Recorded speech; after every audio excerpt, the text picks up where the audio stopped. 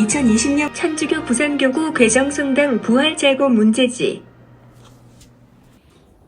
안녕하십니까, 본당 신부입니다. 네, 안녕하십니까. 본당 신학생입니다. 예, 학사님, 이제 시간이 다가오고 있습니다.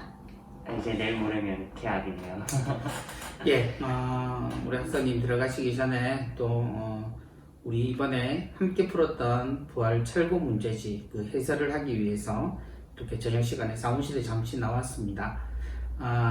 지금부터 출제되는 문제, 그리고 이 문제를 출제하신 우리 학사님의 해설과 함께 이 시간 함께 보내보겠습니다. 자, 그러면 첫 번째 문제로 한번 넘어가 볼까요?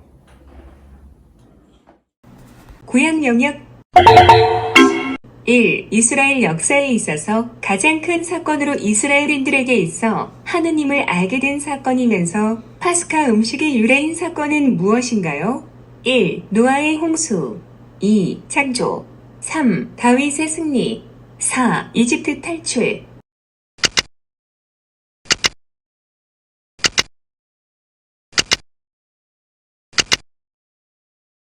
예, 박사님 정답은?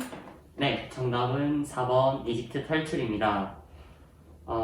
파스카 음식이라는 단어로 성경에서 등장하는 장면이 이제 탈출기에서 처음 등장하거든요. 거기서 이제 이집트 탈출을 앞두고 이제 어디 도망가려면 배부르게 먹어야 되지 않습니까? 그래서 어린 양도 잡아먹고 나물도 먹는데 되게 서둘러서 빠르게 먹고 도망칠 준비를 하는 그 상황에서 나온 음식이기 때문에 이집트 탈출이 정답입니다. 이집트 탈출하면 모세 사건이 유명하죠. 그때 본격적으로 역사 안에 하나님께서 당신을 알려주신 사건이죠.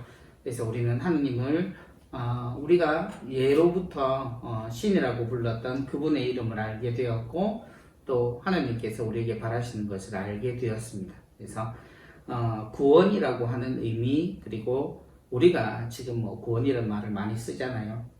근데 그 모든 것의 시작이 된, 그리고 예수님이 우리를 구원으로 이끄시는 부분들도 바로 이 사건에서 그 의미를 찾습니다. 자, 두 번째 문제로 넘어갈까요? 2. 하느님께서 모세 앞에서 당신을 드러내시고 모세와 만나신 장소로 거룩한 곳이니 신발을 벗고 들어오라고 말씀하신 곳은 어디인가요? 1. 주님의 집 2. 예루살렘 성전 3. 모리아산 4. 불타는 떨기나무 앞.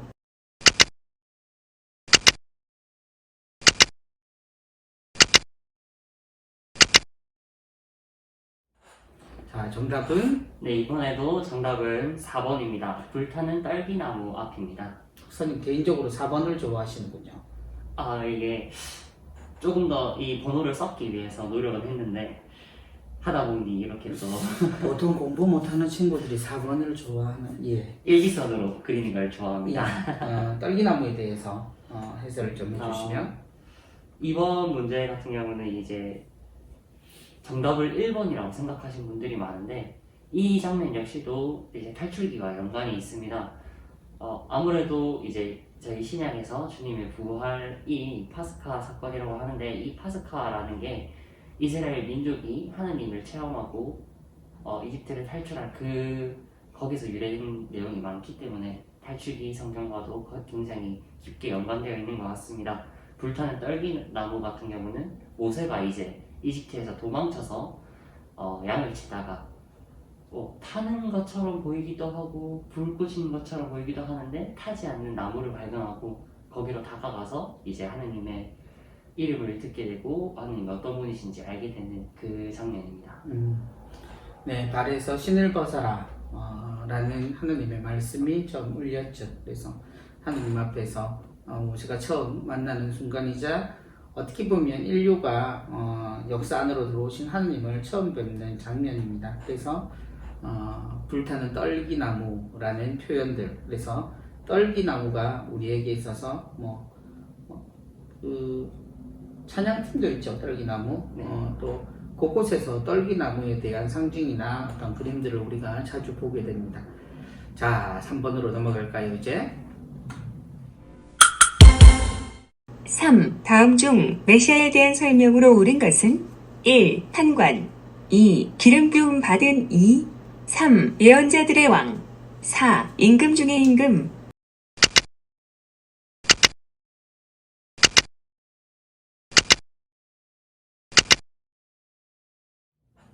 자, 정답을 고르셨어요?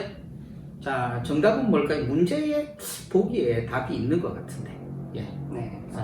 정답은 2번 기름 부음 받은 이입니다. 예. 기름 부음 받은 이 하고 답을 가르쳐 주는 것 같아요. 예, 부활 이번에도 문제가 나오긴 했었는데 예전에 성탄 철거 문제에도 이 메시아에 대해서 네. 얘기가 나왔던 것 같습니다. 그렇죠. 보통은 이제 하느님의 기름 부음 받은 이라는 뜻이 구원자 혹은 왕 중의 왕이라는 뜻으로 메시아라는 명칭으로 불렀다라고 저는 알고 있습니다. 많은 분들이 이 문제를 혼란스러워 하시는데 그리스도라는 표현, 그 그리스도라는 표현이 메시아라는 표현과 같은 표현입니다. 네. 그래서 그리스도는 알고 계시는데 메시아도 그런 뜻인가? 그리고 또 메시아 자체가 메신저라는 말과 연결이 되어 있기 때문에 오히려 전달하는 이처럼 생각을 하시는데 원래 메시아라는 뜻 자체가 기름 부음 받으니 그래서 이 기름으로 하느님의 사람을 구별을 해냈죠. 그래서 예언자가 되거나 왕이 되거나 또한 예언자가 되는 사제가 되는 이 삼중 직무를 주는 하느님께서 특별히 가려 뽑으시니를 표현하는 그런 말이 되겠습니다. 그래서 우리가 세례를 받으면서 성류를 바르게 되면 우리 모두는 어떤 의미로는 그리스도가 된다라고 표현하셔도 무방할 거라고 생각합니다. 그래서 우리가 그리스도인이기도 하지만 또한 세상의 안에 살아 움직이는 그리스도입니다. 예, 다음 문제로 넘어갈까요? 4. 구약의 예언자로 유다 왕실의 부흥과 메시아께서 오심을 예언하였으며 이새의 그루터기라는 말로 유명한 예언자는 누구인가요? 1. 이사야 2. 에제키엘 3. 예레미야 4. 사무엘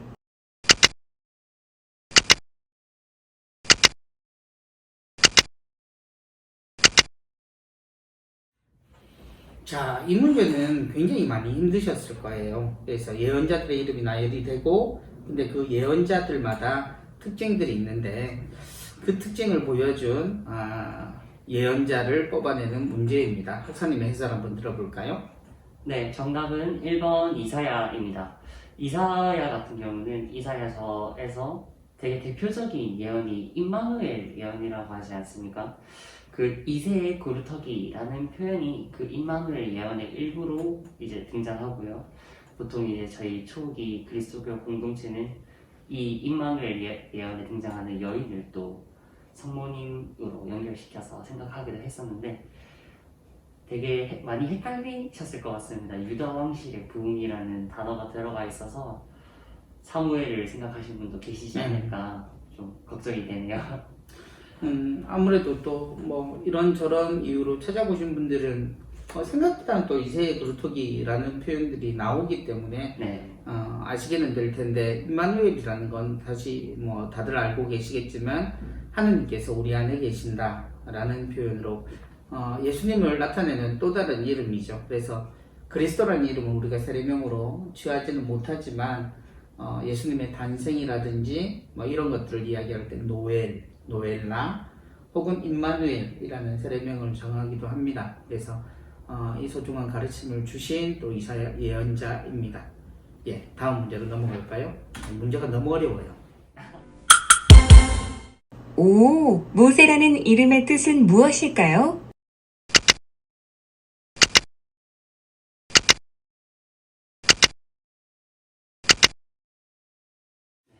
예, 5입니다. 예, 저희 문제를 내는 사람이 성우가 아니라 컴퓨터가 자동으로 읽어주는 프로그램을 썼기 때문에 5 그렇습니다. 예. 강조점이 되게 다르네요. 의외로 모세의 이름의 뜻을 잘 모르시는 분들도 계시고 또한 전에는 TV에서 아주 유명하신 분이 또 잘못 해석하시는 걸 제가 본 적도 있는 것 같아요. 학사님의 해설을 한번 들어보도록 하겠습니다.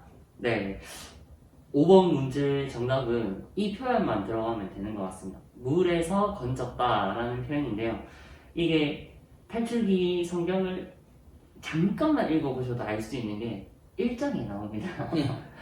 첫 페이지에서 바로 나오기 때문에 그 이집트 공주가 모세를 건지면서 물에서 떠내려온 아기를 주우면서 난 너를 물에서 건졌으니 모세라고 불렀다라는 표현이 성경에 바로 등장하고요. 또 조금 어렵게 얘기 드리면은 모세의 히브리어 원형이 만약에 물에서 건졌다라는 표현이 되려면 모세 이름이 모세가 아니라 마수이가 돼야 된다라고 얘기하시는 분도 계시더라고요. 그래서 모세의 운명은 이스라엘 민족을 그 이집트에서 건져낼 사람이기 때문에 건져내는 사람이라는 뜻에서 모세가 되었다라고 얘기하시는 분도 계셨던 것 같습니다. 그래. 물에서 건져낸 아이, 예전에 공동번역에는 이렇게 표현이 됐었죠. 그래서 물에서 건진 사내 아이, 뭐 이렇게도 표현이 됐었는데 물에서 건져내다가 이 말의 뜻입니다. 그래서 학생님 말씀대로 건져내느니 해서 모세의 역할을 한다면 그렇게도 부를 수 있는데요. 어쨌건 이 모세라고 하는 것은 뭐 우리가 그 아이들은 오히려 예전에 나왔던 애니메이션으로 이집트 왕자로 기억을 하죠. 람세스 2세라고 하는 이집트의 왕과 실제로 같이 존재했던 모세가 이집트에서 왕자로 컸다라는 이름에서 이집트 왕자라는 별칭이 있는데요. 그래서 모세라는 말은 물에서 건져내다 라는 의미다 라고 기억하시면 되겠습니다. 자, 다음 문제 넘어갈까요? 6. 다음 구약 인물들을 연관된 것과 올바르게 연결하세요. 모세, 요셉, 아론, 엘리사, 싹이 난 지팡이, 왕자, 기름 항아리, 저고리.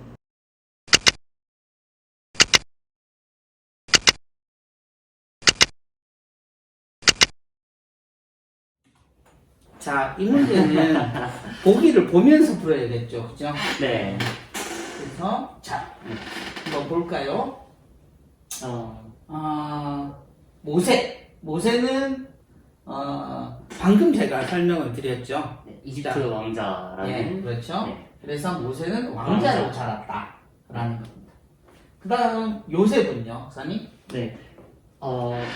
간혹 신약에 등장하는 예수님의 아버지 그 요셉을 생각하시는 분이 계신데, 여기서 구약의 요셉은 이집트에 먼저 갔던 성조 중에 한 명으로 이제 그 막내 아들에게 예쁘게 그 마련된 저고리를 지어 있었다라고 해서 요셉은 저고리랑 연관이 있는 사람입니다. 예, 그래서 요셉은 그 이스라엘의 12아들 중에 사랑했던 아내 라헬의 첫 번째 아들이죠. 네. 그래서 요셉은 모세가 이집트 왕자라는 별칭이 있듯이 요셉은 꿈쟁이 요셉이라고 우리가 부릅니다. 그래서 너무 귀했기 때문에 형들이 일을 할 때도 이 친구에게 정말 예쁜 옷을 입고 사랑해준 그 아버지의 사랑을 담은 것이 바로 저고리입니다. 자, 다음 아론입니다. 네, 아론은 이제 모세의 조력자였죠. 모세의 조력자였는데 아론에 대한 이야기 중에 지팡이를 들고 다녔는데 그 지팡이에서 싹이 나는 것을 주님께서 보여주신 내용 그 장면이 있습니다. 또 그 이스라엘 민족들이 나중에 계약의 궤를 만드는데 거기에 들어갔던 것 중에 하나가 또 이 아론의 싹이 난 지팡이였던 걸로 알고 있습니다. 그래서 아론은 싹이 난 지팡이랑 연관이 있습니다. 그 아론의 또 다른 특징이 있다면 말을 정말 잘했나 봐요. 그래서 모세가 하느님의 부르심을 받았지만 자신 스스로 느꼈던 그 부족함이 말을 잘 못한다 라는 거였어요. 그래서 하느님께서 아론 사촌 형님인가 그렇죠?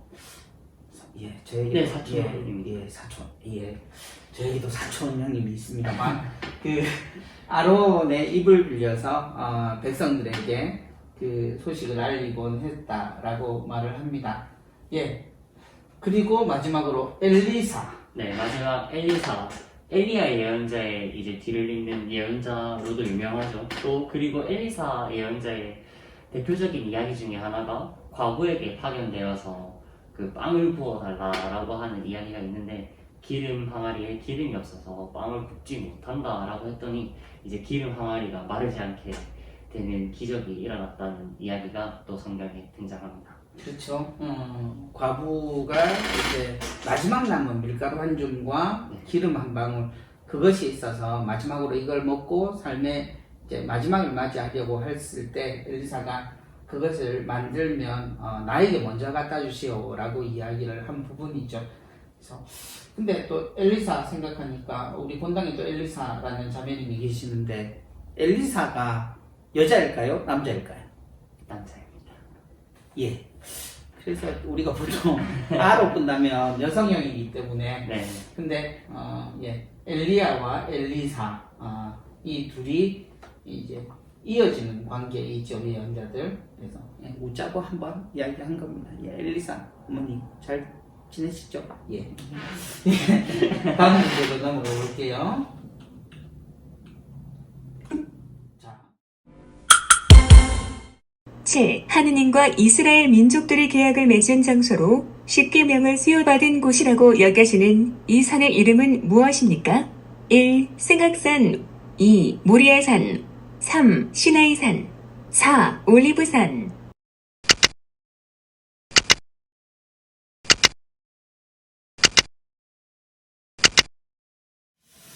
예, 이 적잖이 당황한 문제입니다. 보기가 나올 때, 예. 네. 상당 뒷산이 나와서 신학산이면 참 좋겠다라는 생각도 해봤는데요. 박사님 정답은요? 네, 정답은 3번 시나이산입니다.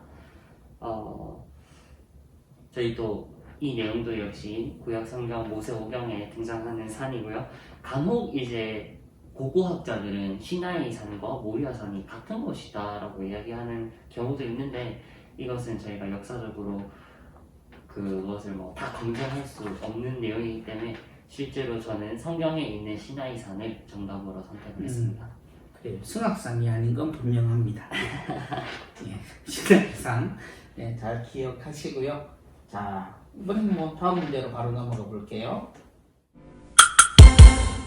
8. 다음 문장이 맞으면 O, 틀리면 X를 표시하세요.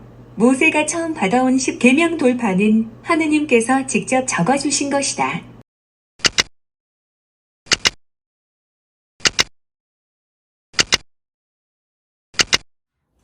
이 문제에도 논란이 좀 많아요, 박사님. 들으셨어요? 논란이 있습니까? 예, 하느님이 새겨주신 것이냐, 적어주신 것이냐를 두고 적어주신 것이냐, 새겨주신 것이냐. 그래서 그것이 신자들 사이에서는 이게 아니다. 하느님이 새겨주셨다. 또 야, 그게 그거지. 뭐 이렇게 이야기하는 분들이 있어서 학사님 생각하시는 정답은요? 지금 제가 이제 정답으로 생각했던 건 O로 이제 출제를 했습니다.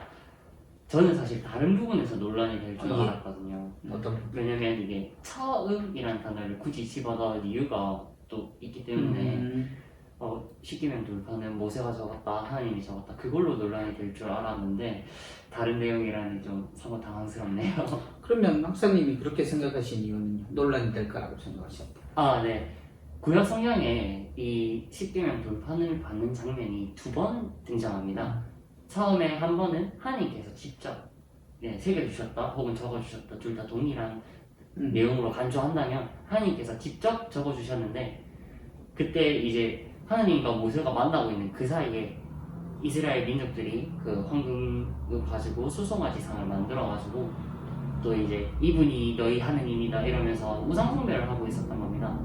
그걸 이제 모세가 산에서 내려와서 보고 너무 화가 나가지고 그 십계명 돌판을 바닥에 던져서 깨뜨려 버리는 일이 발생합니다. 그러고 난 이후에 다시 한 번 더 하느님께 만나러 가서 그때는 이제 하느님께서 불러주시고 모세가 돌판을 직접 받아서 듣고 받아쓰기 하듯이요 저희 그렇게 썼다라는 내용이 구약 성경에 등장하기 때문에 저는 처음이라는 단어를 넣었기 때문에 O라고 정답을 정했습니다. 출제자는 다른데 함정을 팠는데 네. 일반 신자들은 하느님께서 새겨주셨다는 것이 너무 강렬하게 남아서 이게 새김이냐 적어주셨느냐 이렇게 논쟁을 벌린 것 같은데 정답은 O입니다. 학사님 말씀처럼 처음은 하느님께서 직접 새겨주셨고 두 번째는 하느님이 부르시고 모세가 받아 적은 것. 잘 기억하십시오. 예, 다음 문제 넘어갈까요? 9. 이스라엘아 들어라. 주 우리 하느님은 한 분이신 주님이시다. 너희는 다음을 다하고 목숨을 다하고 힘을 다하여 주 너희 하느님을 사랑해야 한다.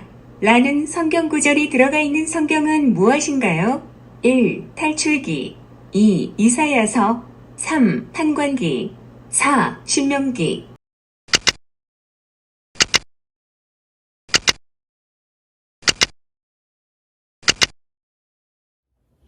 예, 글 읽어주는 그 여사님께서 너희는 다음을 다하고 라고 했는데 이건 출제자께서 문제를 오타를 내셔서 그러나 문제는 제가 마음으로 이렇게 적어놨습니다. 그래서 그냥 넘어가려고 했는데 너무 당황을 하셔서 네. 예. 검수를 한다고 했는데 오타가 남아 있었네요. 정답은 네, 정답은 4번 신명기입니다. 네. 사실 조금 저는 되게 쉬운 내용이다라고 생각을 했었거든요.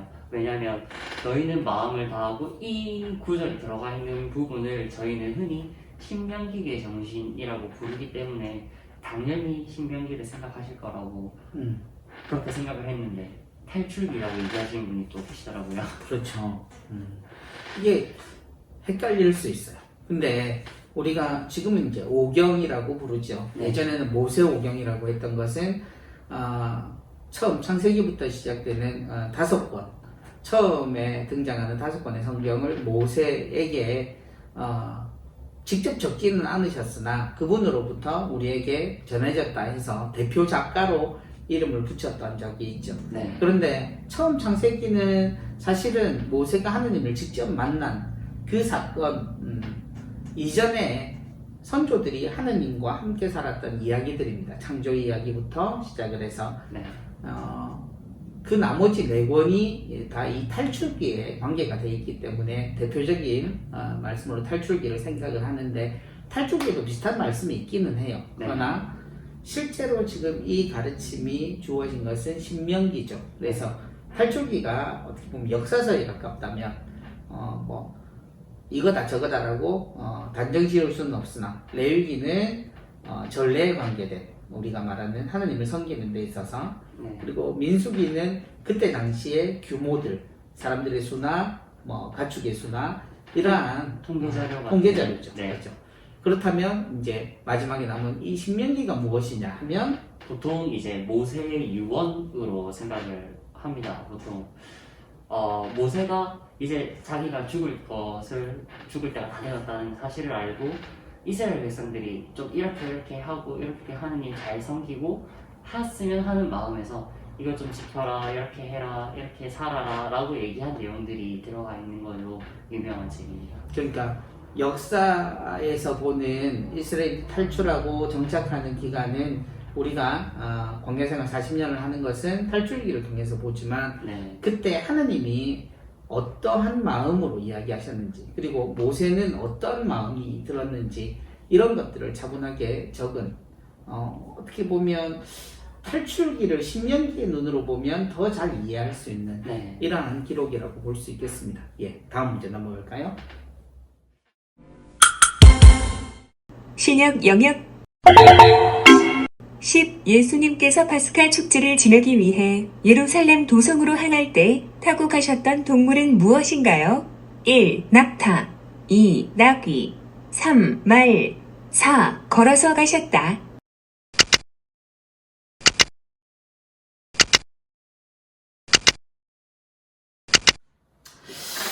예, 예수님께서 예루살렘에 들어갔을 때 무엇을 타고 가셨는가? 예, 논란의 여지가 있는 걸어서 가셨다가 있겠는데, 학생님 정답은요? 네, 정답은 이 나귀를 타고 가셨습니다. 요한복음 같은 경우는 예수님께서 예루살렘을 들어가신 장면이 되게 많이 나오지 않습니까? 네. 그때 이제 걸어서 들어가셨다 이런 얘기들이 나오기 때문에 혹시나 이제 거기서 아니다, 예수님께서는 예루살렘에 아무런 동물도 안 타고 들어가셨다라고 생각하시는 분이 계실 것 같아서 한번 헷갈리게 넣어봤습니다. 전혀 헷갈리지 않을 것 같습니다. 예, 그래서 누구도 탄 적이 없는 나귀를 타고 예수님께서 예루살렘에 들어가십니다. 그렇죠? 그래서 우리가 성지주일에 기억하게 되는 것이 바로 이날의 예식입니다. 예, 다음 문제 볼까요? 11. 파스카의 뜻은 무엇일까요?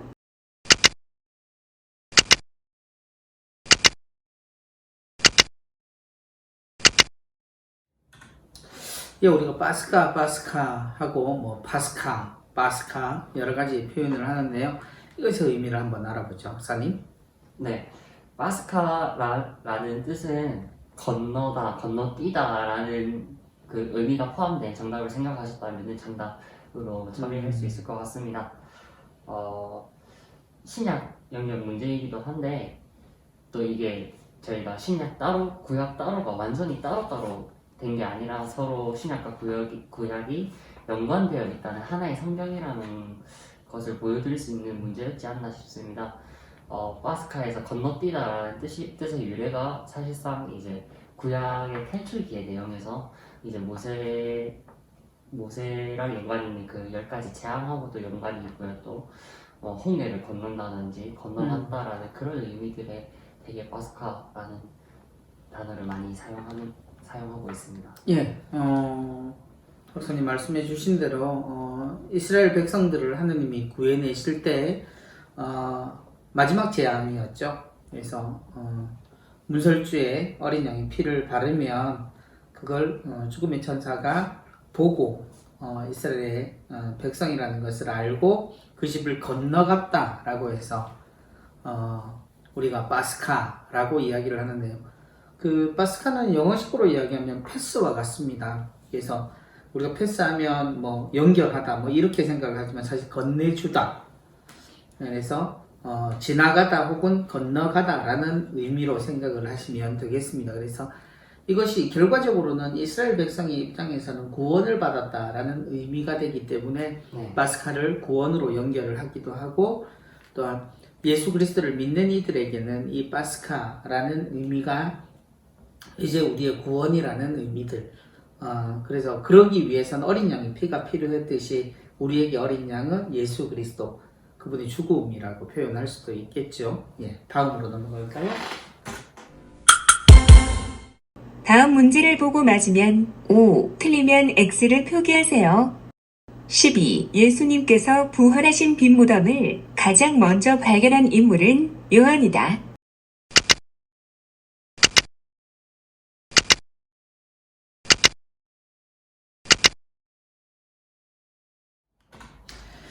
예, 빈무덤의 발견, 곧 예수님의 부활의 소식이죠. 그래서 이 소식을 들은 사람들은 여러 사람이 있는데 그 중에 첫 번째 사람을 묻는 질문입니다. 누구죠?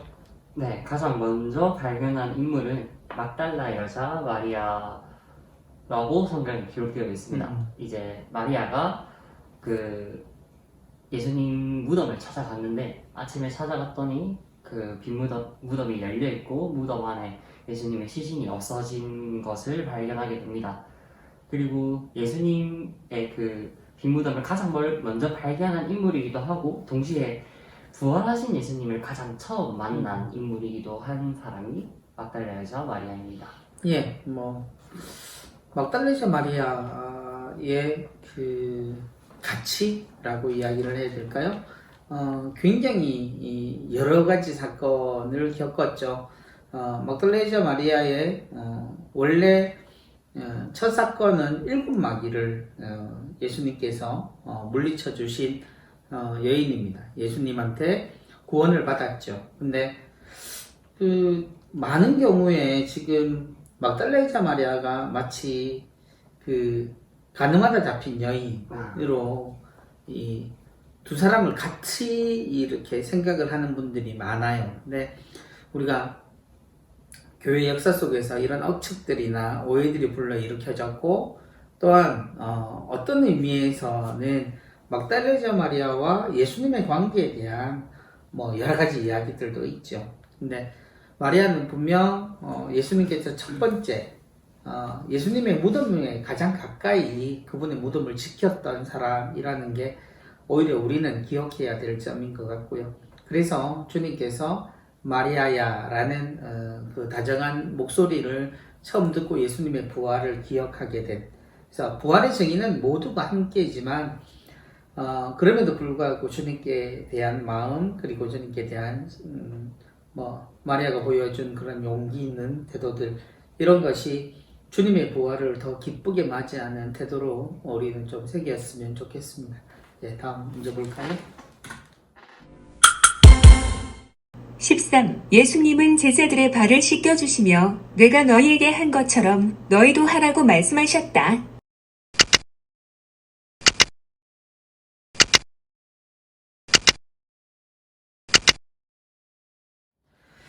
예, 발 씻김 예식이죠.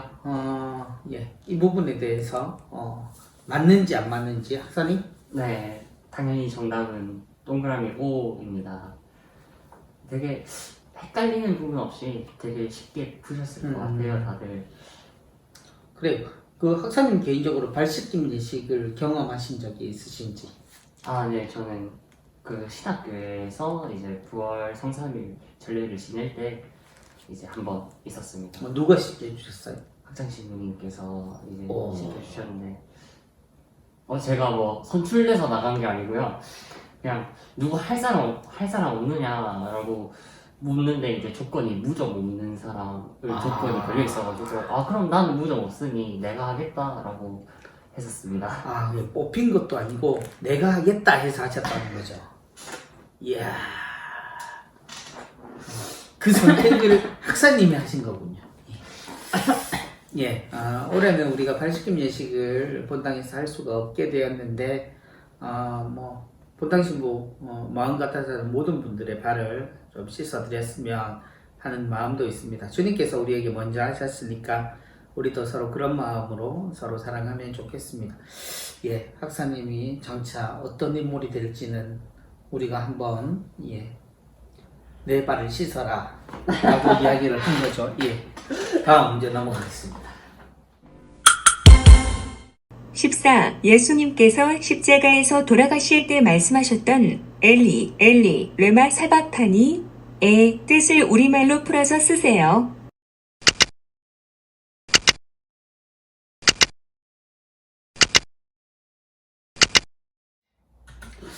엘리 엘리 레마 사박타니. 이게 뭐 억양을 어떻게 해야 될지는 잘 모르겠는데 이 부분에 대해서는 우리 학사님이 한번 읽어드립니까? 이게 저도 억양을 잘 몰라가지고 엘리 알리 레마 사바타니 알리요. 알리가 아니라 엘리입니다. 네. 되게 유명한 말이라서 다들 잘 알고 계시리라 생각합니다. 해석하면은 주님 어찌하여 저를 버리시나이까가 된다라고 복음서에 등장하고 있고요. 네, 실제로 어떻게 보면은 그 당시 사람들, 그 이스라엘 사람들 중에서도 이 히브리어에 능통하지 못하는 사람들이 되게 많았다고 알고 있습니다. 그래서 이 구절이 엘이라는 표현을 통해서 하나님을 부른다라는 걸 생각하지 못하고 엘리야를 찾는다라고 오해를 불러일으켜 것 또한 그 성경 장면에서 등장합니다. 예, 학사님께서 전에 이 문제 때문에 이야기를 좀 하신 적이 있는데 사실 이 장면이 우리는 예수님의 죽음으로만 생각하지만 사실 구약의 시편에 이 부분에 대한 언급들이 있다라고 들었어요. 그죠? 네. 예, 그렇군요. 예. 시편에 여러분이 이제 시간 좀 되시면 시편 22장을 한번 보시면 마치 예수님이 이때 어떤 마음이셨을까 하는 것이 마치 요한복음에 예수님의 순환기를 보듯이 그러한 부분들이 있어요. 그래서 이 부분이 그래, 박사님이 저한테 말씀해 주신 게 어쩌면 예수님께서 기력이 떨어지셔서 이 부분을 다 언급하지 못하고 돌아가셨을 가능성이 있다라는 이야기를 해주셨어요. 아, 네. 예. 일부 학자들 중에서는 그런 이야기들을 하는 분들이 또 있습니다. 아무래도 오해 때문에 그렇겠죠. 예. 오해 장면도 있었고요. 또 이 내용 자체가 시편을 노래하다가 이제 숨을 거두시기 직전에 말씀하셨기 때문에 숨을 거두시면서 이 시편의 노래를 끝맺지 못한 채 숨을 거두셨을 것이다 라고 추측하는 학자들도 있는 걸로 알고 있습니다. 어떻게 들으면 이제 아버지께서 나를 버리셨다라는 듯한 네. 이런 이야기로만 끝이 날 수도 있으니까 그렇죠. 시편하고 다시 이 부분을 한번 같이 읽어보시면 어떨까 싶습니다. 예, 다음 문제 할까요? 15. 부활하신 예수님께서 제자들에게 나타나 가장 먼저 하신 말씀은 무엇인가요? 1. 안녕. 2. 잘 지냈니? 오랜만이다. 3. 평화가 너희와 함께. 4. 주님께서 여러분과 함께.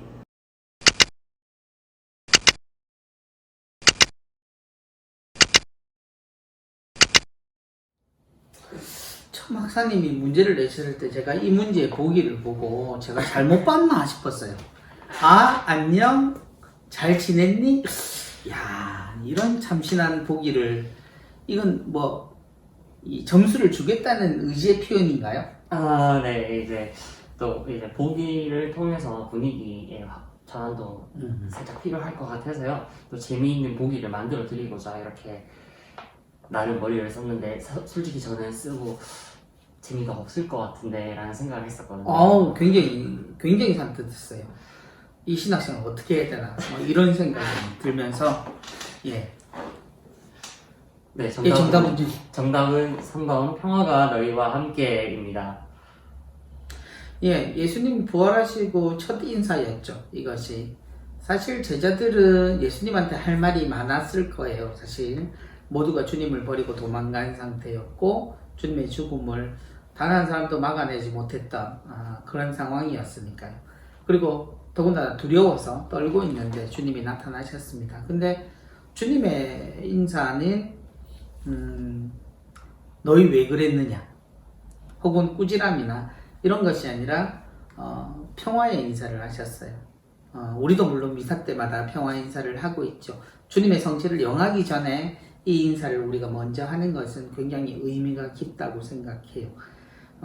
어떤 것을 정리하는 것이 아니라 우리는 부족함을 드러낸 상태고 모자란 상태지만 주님은 우리에게 오셔서 괜찮다라는 말이 아니라 나다 안심하여라 하셨던 그 제자들이 풍랑에 시달리는 그 배에서 무리를 걸어서 주님이 하셨던 말씀과 같은 의미로 느껴집니다. 그래서 언제나 그런 주님이 곁에 계셨기 때문에 우리는 행복하지 않았나 하는 생각이 들고요.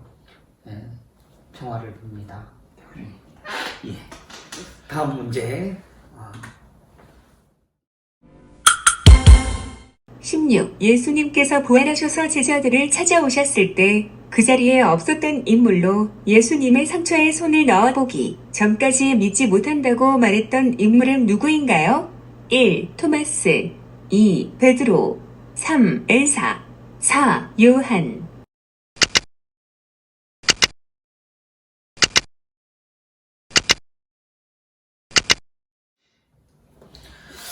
예, 또 한 번 논란 보기가 있습니다. 그죠? 엘사. 예. 박사님, 일단 정답은 뭐죠? 네, 정답은 1번 토마스입니다. 네. 베드로, 요한 이렇게 유명한 사도들도 많지만 또 저희가 잘 알고 있는 사도 중에 한 명이라고 생각합니다. 실제로 그 예수님의 상처에 손을 넣어보기 전까지 믿을 수가 없다라고 말했던 그 사도들은 다 골방에 틀어박혀서 숨어 있었는데 혼자서 밖에 어디 돌아다녔던 그분이 이 바로 이 토마스입니다. 토마스가 억울을 했다라고 이야기하는 분들도 좀 많아요. 사실 예수님이 나무라신 건 토마스만이 아니거든요. 사실 제자들이 예수님이 부활하셨다는 사실을 믿지 못했죠. 여인이 이야기를 해도 믿지 않았고 엠마오로 가는 두 제자가 돌아와서 이야기해도 믿지 않아서 결국 예수님이 오셔서 좀 꾸짖음을 주세요. 그런 이후에 이 사건이 벌어지는데 박사님 말씀처럼 토마스가 그 자리에 없었거든요. 토마스는 굉장히 강단이 있고 용기 있는 사람이었죠. 예루살렘에 들어가는 게 위험하다는 걸 모두가 알고 있을 때도 주님이 가시겠다는 이야기에 함께 죽으러 갑시다 라는 식으로 이야기를 했던 그런 제자였습니다. 그리고 이후에 선교에 있어서도 굉장히 중요한 역할을 했는데 마치 의심의 대표적인 사람으로 이렇게 그죠?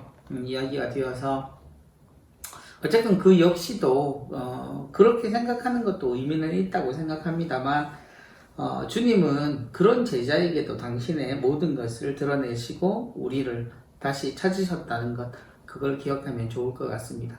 근데 엘사는 누굽니까 도대체? 혹시 겨울왕국이라는 그 디즈니 애니메이션이 있는데 네, 되게 내용적인 면에서도 좀 여러 가지 교훈도 주고 재미가 있는 작품인 것 같습니다. 만화 영화죠?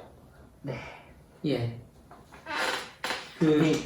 2019년도와 올해까지 걸쳐가지고요. 12월부터 1월, 2월 대한민국의 겨울을 강타했던 겨울을 강타했는데 우리 할아버지 할머니들을 강타했는지는 잘 모르겠어요. 혹시나 시간 되시면 이렇게 한번 찾아보시면 또 재미있으실 것 같습니다. 예, 만화 영화입니다. 예. 다음으로 넘어갈까요? 17. 예수님께서 돌아가신 후에 엠마오로 향하던 두 제자 이야기 중에서 두 제자는 예수님을 만나고도 알아보지 못합니다. 그들이 부활하신 예수님을 알아보았던 순간은 언제인가요? 1. 성경 풀이를 해주실 때 2. 그들과 길을 함께 걷는 중에 3. 다음날 자고 일어나서 4. 빵을 떼어 나누어 주실 때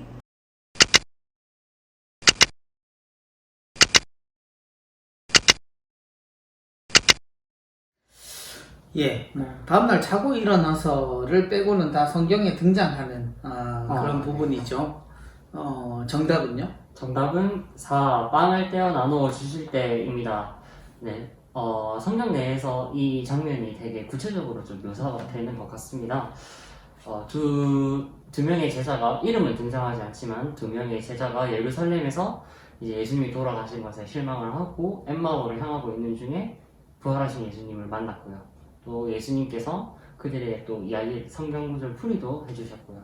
그게 너무 감명 깊게 와닿았기 때문에 두 제자가 또 예수님께 저녁 함께 식사하시면서 얘기를 더 듣기를 원했는데, 이 저녁 식사를 하면서 예수님께서 빵을 떼어주시는 모습을 보고 그제서야 부활하신 예수님을 알아보게 됩니다. 저녁 식사를 하자라고 이야기를 했군요. 함께 머물러 주십시오라고 이야기했습니다. 하루 이 밤을 쉬어 가시옵소서 뭐 이런 거 아닐까요? 예, 어쨌건 학사님이 새로운 해석. 주님께서 빵을 떼어 나누어 주실 때 모두가 깨달은 것처럼 예수님의 부활이 우리에게 보여주는 공통점 같은 것 같아요. 그죠? 그 길에서도 주님을 알아보지 못하는데, 사실 부활의 순간에도 막달라 여자 마리아도 그랬고, 많은 경우에 처음에는 주님이신 줄 몰랐다. 그런데 익숙했던 주님의 모습을 경험하면서 부활을 모두 체험을 하죠. 마리아야 라고 부르셨던 것도 마찬가지고, 제자들이 낙담해서 고향으로 돌아가서 고기를 잡을 때 주님이 나타나셨던 거의 팍박이와 같은 기적이 일어나는 순간에 예수님의 사랑받았던 제자가 주님이십니다 라고 고백한 것도 사실 그 장면을 오늘 이 문제를 떠올리게 합니다. 기억이라는 것, 그리고 주님이 우리에게 얼마나 큰 기쁨이셨는가, 뭐 이런 것을 떠올리게 하는 것 같습니다. 예, 다음 문제 넘어갈까요? 18. 예수님께서 제자들에게 성령을 받아라 하고 말씀하시면서 주셨던 것은 무엇인가요? 1. 기름 2. 은전 3. 숨 4. 생명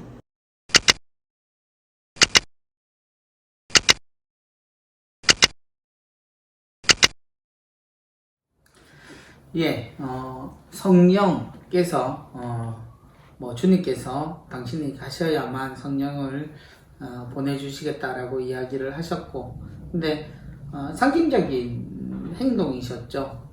그걸 찾는 문제인데요. 정답은 박사님? 네, 정답은 3번, 4번 중에 많이 헷갈리셨을 것 같은데요. 정답은 3번 숨입니다. 이 장면을 보면은 구약과 신약의 진짜 면밀한 관계를 계속 보게 되는 것 같아요. 창세기 장면에서 처음 창조 때 하느님께서 저희 인간을 만드시고 숨을 불어넣으시는 그 장면이 다시금 떠오르는데, 저희 부활하신 예수님을 만나고 어떻게 보면 새 창조가 이루어졌다라는 고 해석하는 사람도 있는 걸로 알고 있습니다. 그래요. 숨이라는 것이 처음에 창세기에서 드러난 것을 보면 생명이 주어졌다라고 볼 수 있겠죠. 그러나 네. 신약에서 주님께서 숨을 내쉬시며 성령을 받아라 라고 하셨기 때문에 이 연관성을 우리가 이야기하는데요. 성령은 어찌 보면 우리가 아직도 성령이 이렇다 저렇다 라고 표현할 수 없는 삼위 하느님이시죠. 그건 한 번도 성령이 당신 자신에 대해서 우리에게 증언하신 적이 없어서이기도 하고요. 또한 그분께서 우리에게 주님이 보내주신 이유가 있었죠. 이후에 문제가 나올 텐데 그때 한번 살펴보도록 하겠습니다. 다음 문제예요. 전례 영역 19. 우리에게 있어서 사순 시기를 시작하는 날입니다. 머리에 죄를 얹는 예식을 하는 이날의 이름은 무엇인가요?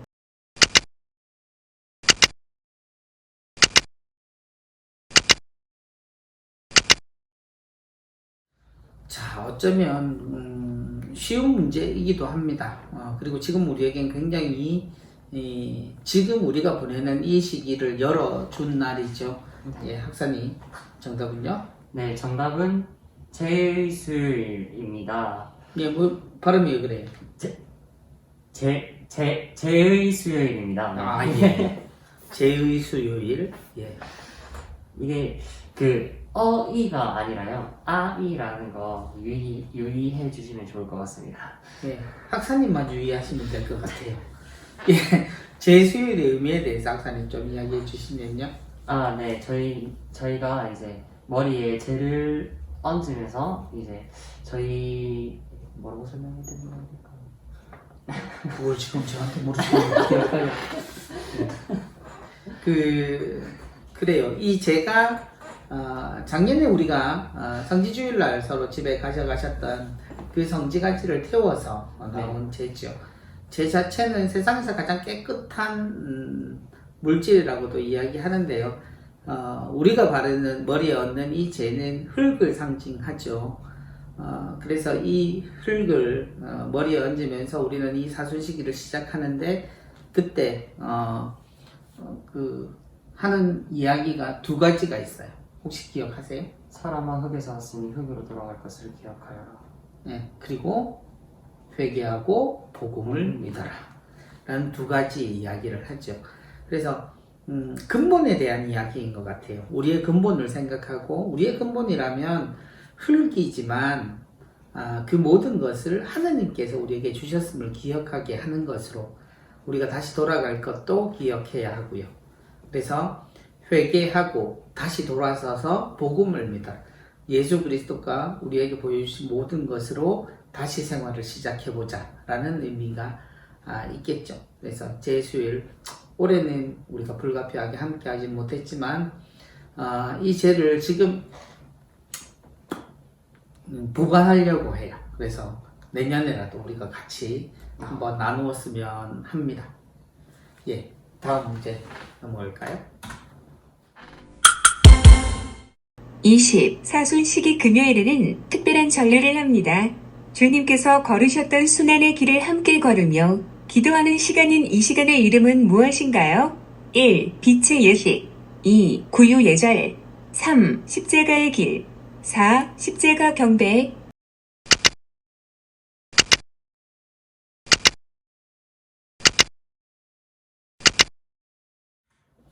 예, 성금요일 날 우리가 하는 예식에 대한 이야기입니다.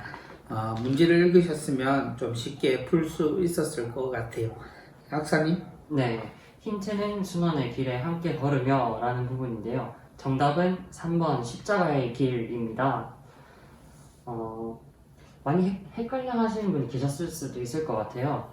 전례라는 표현을 사용했기 때문에 그럴 것 같은데, 저희 성금요일에는 저희가 십자가 경배를 실제로 예식으로 하지 않습니다.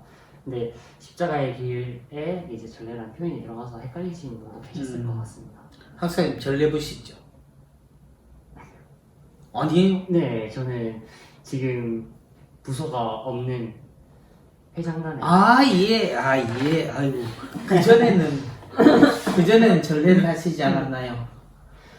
전례를 이제 좀 되게 관심 있어요. 예. 전례가 관심만, 부회장님이세요. 예. 본당의 보배 같은,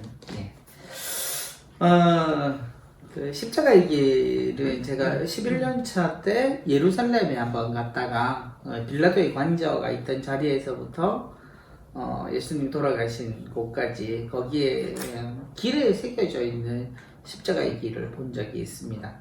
예전에는 사람들이 거기 뭐 무릎을 꿇고 십자가의 길도 여러 버전이 있더라고요. 그래서 그 통로도 딱 그 한 길만은 아니고, 그래서 사람들의 기억에 의존 또 구전에 의존해서 만들어진 그 길을 묵상하고 했다는 이야기를 들었습니다. 그래서 그건 뭐 그 자리가 정말이든 아니든 걷는 것 자체가 의미가 좀 남달랐던 기억이 있네요. 그래서 십자가의 길은 사실은 금요일만 하는 것이 아니라 1년 내도록 주님을 생각하면서 우리가 드릴 수 있는 아주 좋은 기도입니다. 그래서 여러분들도 또 우리 본당은 뭐 성당 안에도 아름다운 그림으로 십자가의 길이 있지만 또 성당 외곽으로도 산책로와 더불어 있으니까 많이들 오셔서 기도하셨으면 좋겠습니다. 예, 목사님. 20일 성삼일은 언제부터 언제까지를 말하는 것인가요? 1. 목요일 토요일 2. 금요일 주일 3. 목요일 주일 4. 수요일 토요일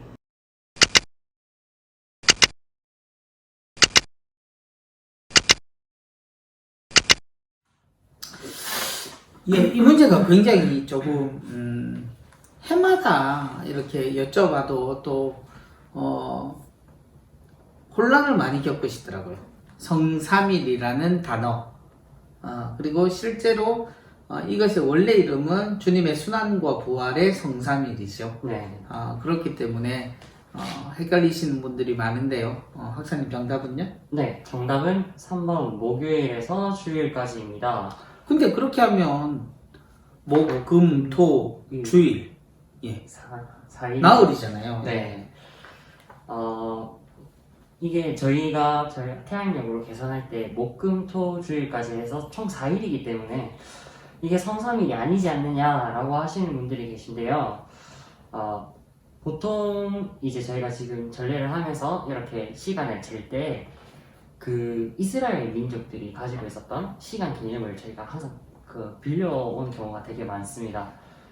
좋은 예시로는 아마 주일 토요 저녁 미사가 있을 거라 생각합니다. 토요일인데 저희는 그날을 주일 미사로 드리잖아요. 그것처럼 똑같이 기쁜 날은 이스라엘 민족들이 하루 전날 저녁 해가 떨어질 때부터 오늘부터는 기쁜 날이다 라고 먼저 생각하고 그 다음날 밤 해가 떨어질 때까지를 기쁜 날로 보냈던 그런 전통이 있습니다. 기쁜 날은 길게 지낼수록 더 좋으니까요. 거기서 이제 저희도 착안을 해서 목요일부터 하지만 목요일 해가 떨어진 그날부터 이제 성삼일이 시작되어 있는 성금요일인 거죠, 사실상. 그렇기 때문에 이제 목, 금, 토, 일, 4일 이렇게 목요일부터 주일까지가 정답이 되겠습니다.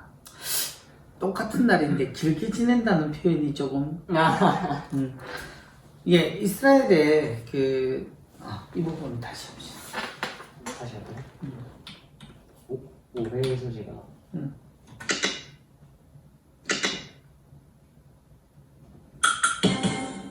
20일 성삼일은 언제부터 언제까지를 말하는 것인가요?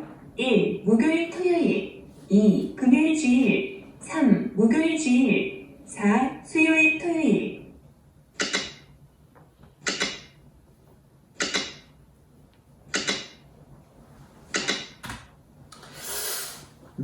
이 부분에 대해서는 계속 혼돈이 있으신 것 같아요. 그래서 오늘 다시 한번 학사님과 이날에 대해서 한번 알아보겠습니다. 학사님 정답은요? 네, 정답은 3번 목요일부터 주일까지입니다. 이렇게 제가 3번이 정답이라고 하게 되면 목, 금, 토, 주일까지 총 4일이 아니냐라고 이야기하시는 분들이 계실 것 그렇죠. 같아요. 저희가 이제 교회 전통 안에서 이스라엘 민족의 시간 개념을 이렇게 빌려온 경우가 좀 있습니다. 그 이스라엘 사람들의 시간 개념을 이제 로마 가톨릭 교회가 저희가 받아들여서 우리도 이때 이렇게 그 시간을 보내자라고 하는데요. 되게 그 이스라엘 사람들은 그 하루 전날 저녁, 그러니까 해가 떨어지고 나서부터 그 해당 당일이 끝나고 다음 날이 된 것으로 여겨왔습니다. 그 전통을 받아들여서 이제 목요일 저녁에 해가 떨어진 그 순간부터 저희가 그 성삼일이 시작된 것으로 그렇죠. 받아들이는 경우. 이스라엘뿐만 아니라 동양의 사고방식은 이제 예전에는 지금은 우리가 태양력을 또 중요시하고 해서 해 기점으로 해가 뜨면 하루가 시작되고 해가 지면 하루가 끝난다 뭐 이렇게 생각을 하지만 사실 옛날에는 밤이 더 중요했던 것 같아요. 그래서 성경에도 밤, 낮, 하루 이렇게 되어 있죠. 창세기에 보면. 그래서 해가 지면 하루가 시작이 되는 거였죠. 그렇기 때문에 해 질 무렵 해가 지면 하루가 시작되고 다음날 다시 해가 질 때까지가 하루라고 보시면, 그래서 우리가 예전에는 특전미사라고 표현을 했지만 실제는 주일이죠. 네. 주일이었고, 우리가 이제 표기를 할 때 이제는 주일, 토요일 저녁 미사 이렇게 표현을 하죠. 그래서 이건 굉장히 오래된 전통 같아요. 그리고 우리나라에서도 원래 하루의 개념은 밤 11시경부터 이렇게 하루가 시작되는, 그래서 자시 뭐 이렇게 가죠. 그래서 예전의 전통이지만 우리는 지금도 이 전통을 살려서 하루를 보내고, 그래서 우리가 이번에도 부활 성야 미사잖아요. 어떤 분들은 전야 미사라고 하시는데 전야라는 표현이 아니라 그날은 바로 본날입니다. 그래서 부활이 시작된 날, 그렇게 보시면 좋겠습니다. 그래서 전야 미사가 아니라 성야 미사다 라는 거 기억하시면 좋겠어요. 그래서 나흘처럼 보이지만 실제 성목요일, 주님 만찬 성목요일 미사는 성금요일로 보시는 것이 더 합당하죠. 그래서 하루씩 생각을 해보시면 금요일이 시작될 때 주님이 만찬을 하셨고 밤새도록 그렇게 기도를 하시고 새벽에 잡히셔서 이제 금요일날 돌아가시죠. 그리고 실제는 금요일 저녁, 우리가 십자가 경배 예절을 하는 그 저녁은 이미 토요일인 거죠. 그래서 사실은 미사가 없는 날은 성금요일로 많이들 알고 계시지만 실제는 성토요일에 미사가 없다고 보셔야 합니다. 말이 너무 길었죠? 예, 한번 꼭 생각해서 한번 살펴보시면 좀 아주 재밌는 성경의 상식이 될 겁니다. 예, 다음 문제요. 22. 성주간이 시작되는 주일에 하는 예식으로 예수님께서 예루살렘 도성에 입성하시는 것을 따라하는 예식의 이름은 무엇인가요? 1. 성지주일 2. 만찬미사 3. 빛의 예식 4. 수난감실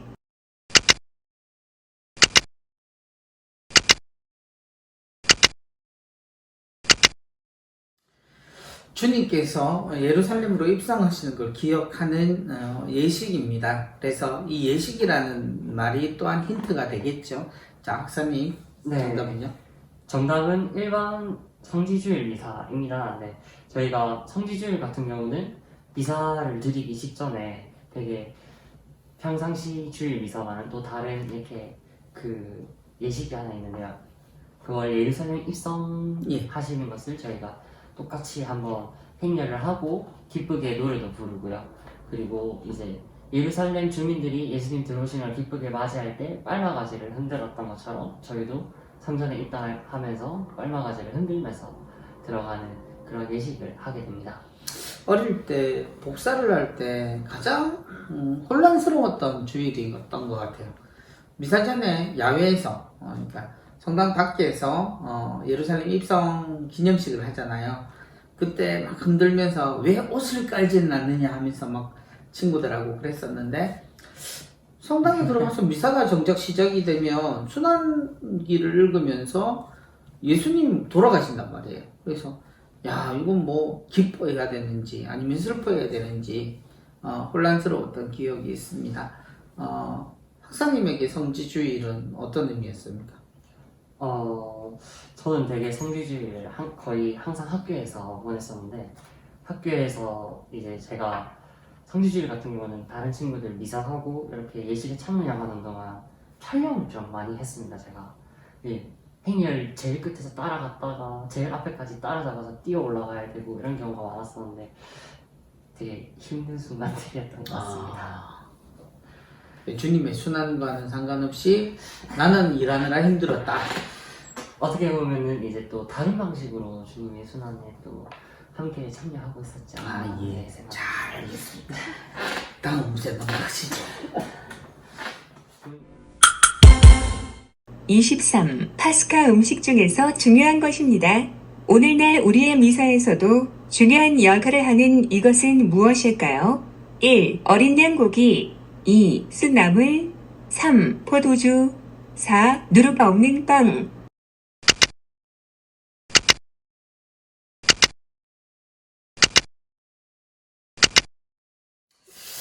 예, 정답은 쉽게 아마 아셨으리라 생각합니다만 개인적으로는 좀 안타까운 문제이긴 합니다. 정답은요? 네, 정답은 4번 누룩 없는 빵입니다.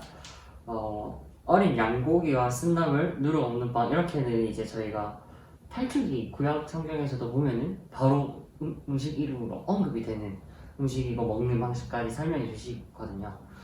네, 그렇기 때문에 저는 정답을 4번 누룩 없는 빵으로 이렇게 또 했고, 실제로 저희가 미사 중에 성체성사에도 가장 중요한 역할을 하고 있기 때문에 그러나 저의 마음속 정답은 포도주가 아닐까 이런 생각을 감히 합니다만, 그렇죠. 누룩 없는 빵, 지금의 우리의 성체를 이루는 제병들도 그런 의미를 살려서 지금 우리가 함께 하고 있습니다.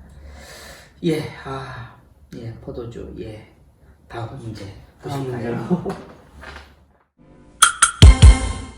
다음 문제를 보고 맞으면 O, 틀리면 X를 표기하세요.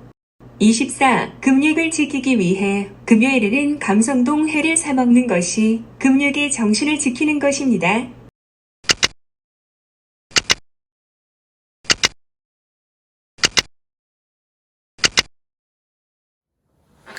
예, 금육의 의미에 대한 이야기입니다. 황사님 정답은요? 네, 정답은 X입니다. 네, X의 이유가 저희가 보통 제가 알기로는 감성돔 회가 되게 비싼 회로 알고 있습니다. 그런데 이제 금요일에 이제 고기를 먹지 않고 감성돔 회를 먹는다라는 것은 제가 느낄 때는 금육은 지켰으나 금육의 정신에 대해서는 저희가 잘 알지 못하고 넘어가는 것이 아닌가라는 생각이 좀 드는 것 같습니다. 그렇죠. 사실 이제 우리가 육고기를 금하는데 육고기 자체가 뭐 여러 가지 가치가 있겠습니다만, 그럼에도 처음 우리에게 다가오는 것은 지금은 그런 의미가 좀 많이 바뀌었습니다만, 육고기라고 하면 좀 귀한 음식이기도 하고, 그래서 그걸 절제하는 듯한 그런 의미가 좀 깊었죠. 근데 이제 회를 먹는다라고 하는 게 이야기하신 대로 어떤 분들은 이게 틀리지는 않지 않느냐 라고 말씀하실 수 있는데, 어쩔 수 없이 뭐 회가 있어서 먹는 건 어쩔 수 없는데, 이게 아니니까 뭐 이거 대신 뭐 대신 뭐라고 이렇게 회를 드시는 건 그 의도에 있어서 그렇게 금육의 정신을 지키는 것 같지는 않습니다. 예, 지금은 매주 금요일 금육도 지키지만 제를 지킬 수 있죠. 금육과 더불어 선행이나 기도 이런 것으로 그날 주님의 순환을 기억하고 또 주님께서 우리에게 주신 사랑을 기억하면서 사랑의 날로 오히려 바꾸어서 생각하는 게 더 좋지 않겠나 하는 생각을 해봅니다. 아무튼 악용하지는 마세요. 네, 의도적으로 악용을 하시고 더 비싼 거, 더 좋은 걸 먹는 것으로 이날을 지켰다라고 표현하는 것은 그렇게 합당하지는 않은 것 같습니다. 예, 다음 문제 볼까요? 25. 주님께서 제자들에게 이렇게 너희는 나와 함께한 시간도 깨어 있을 수 없더란 말이냐? 라고 말씀하셨기 때문에 우리는 오늘날 순환 감실 앞에서 기도합니다.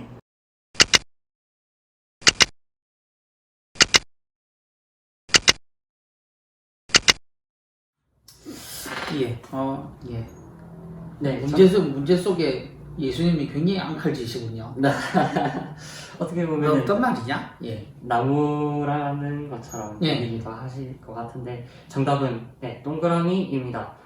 그러나 단순히 이렇게 예수님의 말씀 때문만이 아니라 또 주님의 순환에 저희가 같이 참여하고 순환 감실 앞에서 기도드리면서 그 순간을 기억하는 데 더 큰 의미가 있지 않나라고 생각합니다.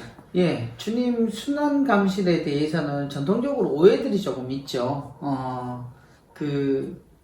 주님 만찬 미사가 끝나고 나면 성체를 옮겨 모시고 자색천으로 이 성상을 가리곤 해요. 사실은 지난 실제 교회법에 읽어보면 지난 주일날, 예, 그러니까 그 사순제 5주일 날부터 성상을 가릴 수 있게 되어 있습니다. 관습적으로. 근데 우리는 이제 보통 주님 만찬 미사가 끝나고 나면 가리지요. 근데 그 성체를 옮겨 모시면서 이것이 무덤 제대다 혹은 무덤 감실 뭐 이런 식의 표현들을 썼었는데 잘못된 표현이죠. 네. 그래서 그 자색천으로 가리는 이유도 주님이 순환 중에 계신다라는 것을 우리가 기억하기 위해서입니다. 주님이 돌아가셨다는 건 아니고요. 오히려 주님의 죽음을 이야기하는 것은 뭐냐면 오히려 십자가를 보여주는 예식을 통해서 주님께서 돌아가셨습니다 라는 걸 우리한테 보여주죠.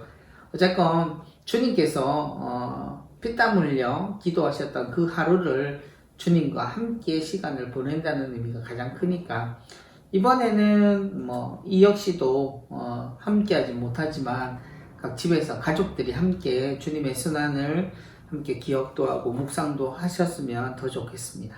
예, 다음 문제 넘어갈까요? 26. 성령 강림 대축일은 부활 시기와 연관이 있습니다.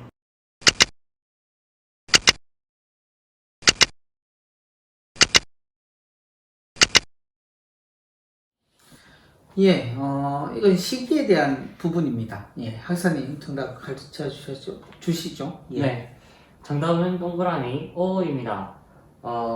되게 예전에 저희가 사용했던 그 단어들을 이제 때문에 오히려 오해하시는 분들이 계신 것 같아요. 부활절, 오순절 이렇게 하고 따로 있지 않느냐라고 얘기하시는 분이 계신데 성령 강림은 이제 예수님 부활 사건의 완료라고 보는 편이 훨씬 더 많이 합당할 것 같습니다. 그렇죠. 사실 예수님이 부활하시고 40일을 함께 사시다가 승천을 하시고 나서 사실 성령 강림 대축일은 주님이 안 계신 상태에서 이루어졌기 때문에 그렇게 생각할 수도 있습니다만 사실 주님께서 정말 간절히 바라셨던 것은 우리가 우리 스스로 그리스도의 삶을 살아가는 것이었죠. 그러기 위해서 우리를 도와주시는 성령을 꼭 보내주시고 당신은 꼭 가야만 하시겠다라고 이야기하셨기 때문에 오히려 부활의 의미를 완성시키는 것이 바로 이날이라고 생각을 할 수 있겠죠. 그래서 교회의 생일이라고 불리는 이 성령 강림 대축일은 그 누구보다 주님께서 우리를 위해 간절히 바라신 날로 보는 것이 합당할 것 같습니다. 그래서 우리는 성령과 함께 하지만 그를 통해서 그리스도를 기억하고 함께 살게 된다는 것도 아울러 기억하셨으면 합니다. 예, 다음 문제요. 27. 주님께서는 성령을 보내주시기로 하셨습니다. 다음 중에서 요한복음에 등장했던 성령을 지칭하는 말로 옳은 것은 무엇인가요?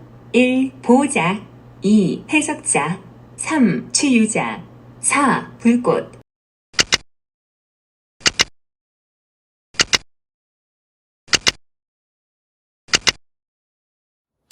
어떻게 보면 성령에 대해서 모두가 다 포함되는 표현 같은데 박사님 이 중에 정답은요? 네, 사실 조금 헷갈리시기를 바라면서 이제 문제를 내는데 정답은 1번 보호자입니다. 여기 이 문제 안에 힌트가 있습니다. 요한복음에 등장했던 성령을 지칭하는 말인데요. 요한복음서에서는 이제 보호자를 보내시겠다라는 표현을 하시기 때문에 네, 정답은 1번이 맞겠습니다. 예, 아까도 말씀드린 대로 성령은 굉장히 다양한 이름도 갖고 계시고 또 성령께서 우리에게 함께 하시는 방식은 너무나 다양해서 이거다 저거다 라고 그냥 고정해서 말씀드릴 수는 없어요. 근데 중요한 건 하나님께서 우리와 늘 함께 하신다는 것을 우리에게 알려주시고 또한 우리가 하나님의 뜻을 헤아리고 스스로 하나님의 자녀답게 살 수 있게 해주시는 이 모든 것의 원리가 성령한테 있으니 오히려 우리를 늘 보호해 주시는 성령께 항상 기억하고 살아가는 것도 우리가 해야 될 도리일 것 같습니다. 예, 다음 문제 넘어갈까요? 본당 영역 28. 본당 입구에서 본당 마당까지 올라오는 계단의 개수는 몇 개인가요? 1. 44개 2. 54개 3. 52개 4. 42개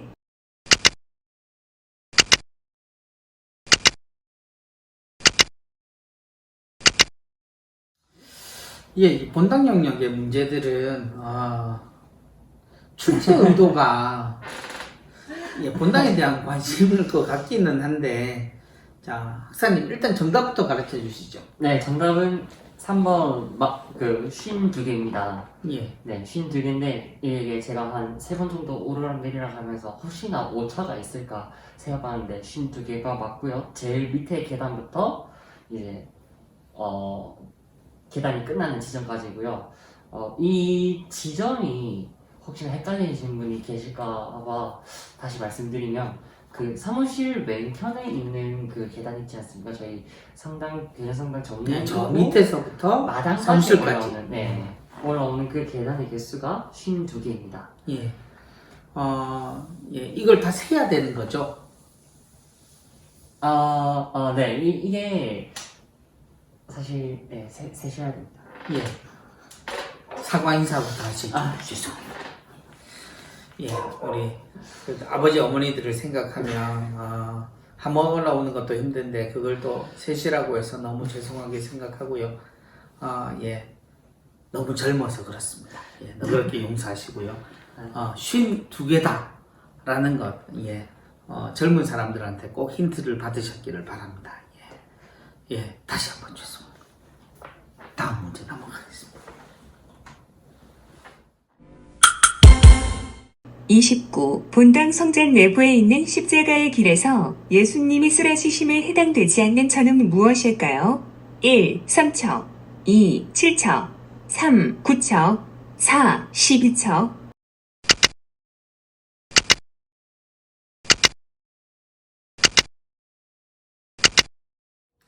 예, 이 문제가 사실 지금 학사님 당황하시는 거 보셨는지 모르겠는데 학사님이 내신 문제는 아니에요.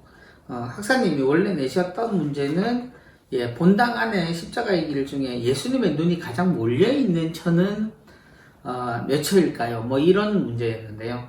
제가 장난으로 이야기를 했는데 그걸 그냥 문제로 만드셔서 예, 박사님 예, 네. 절 잡으려고 진짜 이게 또 재미있게 또 이제 기도도 하시면서 예수님 그 십자가의 길에 그려진 예수님의 모습을 더 깊이 묵상하실 수 있는 기회가 되지 않을까. 계속 예수님 눈이 몰린 그 그림을 보면서 어떻게 순환을 묵상 예. 어쨌건 예. 정답은요. 네, 방금 보기가 혹시 어허 네, 예. 그 쓰러지시지 않은 것은 네 정답은 3번 12처입니다. 네. 예. 12처는 예수님께서 십자가에서 돌아가신 예, 장면. 그렇죠. 네. 전통적으로 3처, 7처, 9처, 12처는 우리가 그 십자가의 길을 기도를 할 때도 무릎을 꿇고 이렇게 바치곤 합니다. 예, 그건 그만큼 주님의 순환을 깊이 묵상하기 위해서죠. 그래서 3처, 7처, 9처는 세 번의 넘어지심, 그리고 12처는 예수님이 돌아가심입니다. 그래서 예, 웃자고 했던 말을 문제로 만들어 주신 학생님께 감사드리지만 어쨌든 이번 정답은 4번 12처였습니다. 예, 마지막 문제가 나왔네요. 30. 본당 사무장님과 본당 관리장님 3명이 올바르게 적힌 것은 어느 것인가요? 1. 가브리엘라, 요셉 2. 라파엘라, 요셉 3. 미카엘라, 요아킴 4. 가브리엘라, 요아킴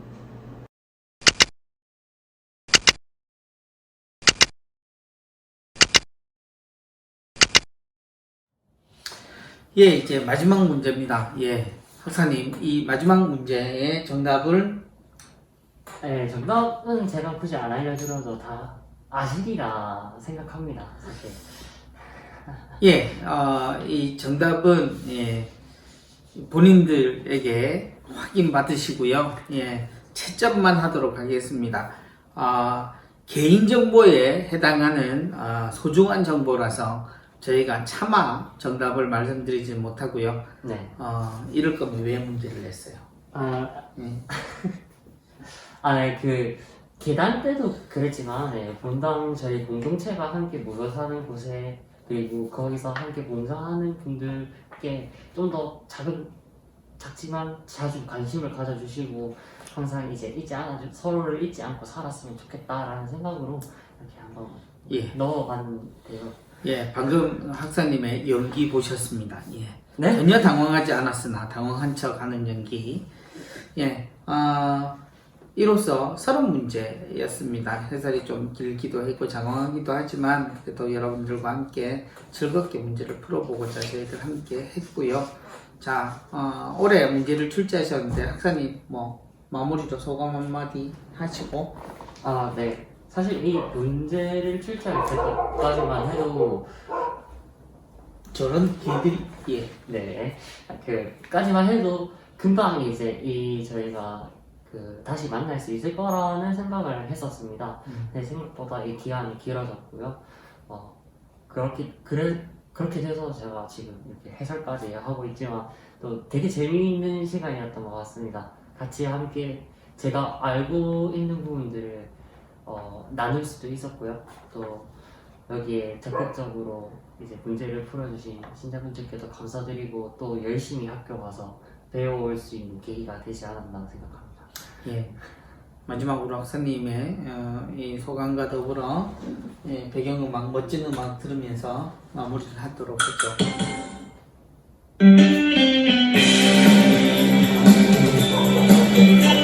수고하셨습니다. 정대과에서는 9월 기출을 인수로 공개됩니다. 열심히 푸셔서 꼭지점 받으세요. 모두 코로나 조심하세요. 이거 아니에요. 이상 본당 신학생 장경회를 끝냈습니다. 고생했습니다. 수고하셨습니다.